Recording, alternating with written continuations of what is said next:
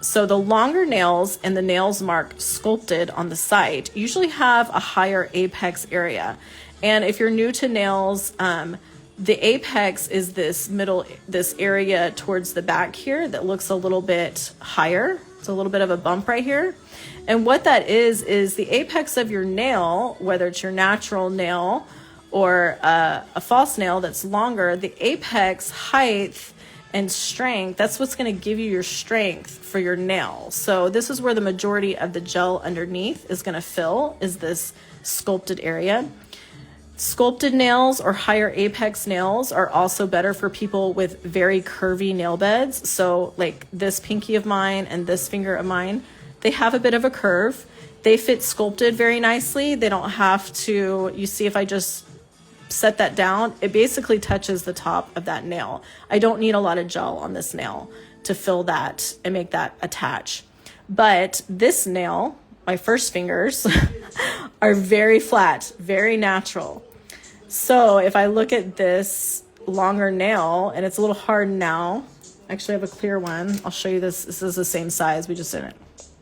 So you look at this clear nail and you can see right through that. See that big gap right there? So I want to actually, that's all going to need to be full of gel to provide that strength and for that nail to attach.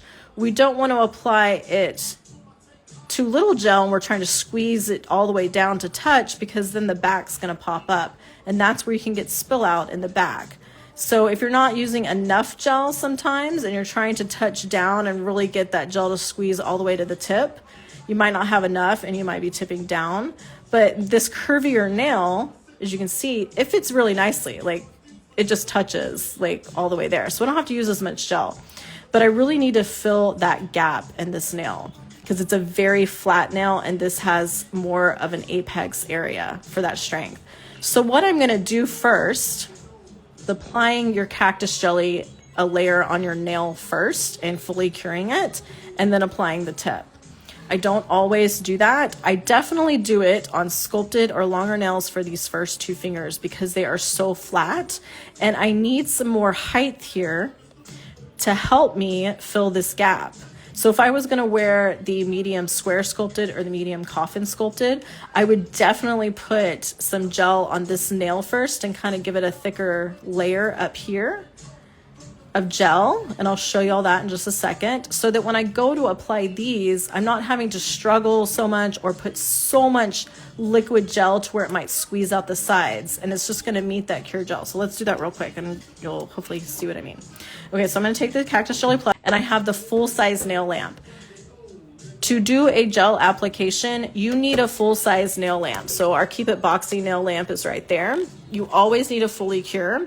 Our kits come with this lamp, and this is great for just freezing it, but you need to cure it under a full-size lamp. And we say that in all of our descriptions too when you're looking at lamps and whatnot. Okay, so the first thing here, I'm not really gonna worry about the lamp at the moment because I'm gonna cure a whole drop on this nail. Just a thin layer to start because I don't want it to slide everywhere. I'm gonna take a little bit more of this gel. Again, I haven't cured anything. And I'm just gonna place like a drop towards the front of the nail because this is where I'm really needing to add some height to hopefully help that, that apex area get, but okay, I'm gonna flip it upside down. Don't want it to run too. Okay. So I kind of concentrated a drop more towards the front of my nail, and it gave it a little bit more of like a bulbous look at the top. So if you remember, I'm gonna use the one that we didn't prep first so it's clear. This had a huge gap in it, okay? But now, look how much less of a gap there is. And I'm not pressing down, it's not that much, okay? It's a lot less of a gap than there was before. Okay, now I'm gonna take, not too much, okay? Because I already have some in the nail technically. And I'm just gonna put a little bit on the end because I already have some on my nail plate and I specifically kind of built it up a little bit. When we go down, we're gonna go at a 45-degree angle, and right when we get about here, we're always applying pressure in the back. Like, you can also hold the nail underneath. This also helps to steady your nail. and we're gonna go slow, okay? And when we get halfway, we're gonna go really slow. And we're gonna just let it very slowly go to the tip. Slowly is gonna help avoid air bubbles and squeeze out like around the edges. Okay, so I'm gonna go ahead and click on, but I'm not gonna put it underneath the lamp yet. I'll just tell you when I'm about to go underneath the lamp. So I'm steadying underneath. Okay, I'm getting towards the back. I'm gonna go slow right here, so slow. Okay. And then I'm gonna go underneath. And I'm gonna hold it under here for about 15 seconds, at least until I feel like when I release pressure, it's cured enough to where it's not gonna pop up, create an air pocket or anything like that. I wanna look around and make sure that I've gotten pretty much all of my natural nail. Okay. I definitely put that on crooked because I'm trying to look how crooked that thing is. So after you do a 15-second cure with the lamp, the mini lamp, you can do 15 seconds and then they go underneath this full-size lamp over here, the big boy, okay? You need a full-size lamp to fully cure the nails. You do not want to just do a 15-second cure and be done with a small lamp. That is not going to keep the nail on. You might not cure the gel all the way. That can cause issues with your nail plate, having uncured gel on your nails.